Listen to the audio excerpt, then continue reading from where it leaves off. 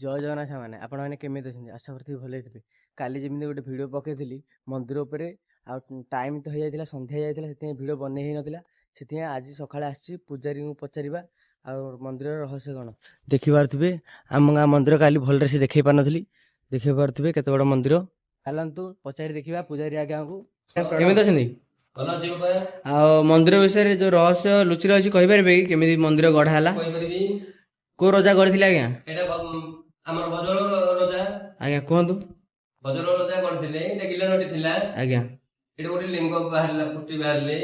ଏଇଟା ସ୍ଥାପନ ନାହିଁ, ଫୁଟି ଲିଙ୍ଗ। ଆଜ୍ଞା ମହାପୁରୁ ବାହାରିଲେ ଯେତେବେଳେ ଗୋଟେ କାଳି ଗାଈ ଆସିଥିଲା। ଆଜ୍ଞା ଏଇଟା କ୍ଷୀର ଦେଲା। ଆଜ୍ଞା କ୍ଷୀରରୁ ଅଟୋମେଟିକ କ୍ଷୀର ଝରିଲା। ସେଇ କ୍ଷୀର ଝରିବା ଭିତରେ ରଜା ଜାଣିଲେ, ଗଡ ଯାଇକି ରଜାକୁ କହିଲା। ସେ ରଜା କଣ କଲେ, ଆସିଲେ ଏଇଠି ମନ୍ଦିର ତୋଳିଲେ।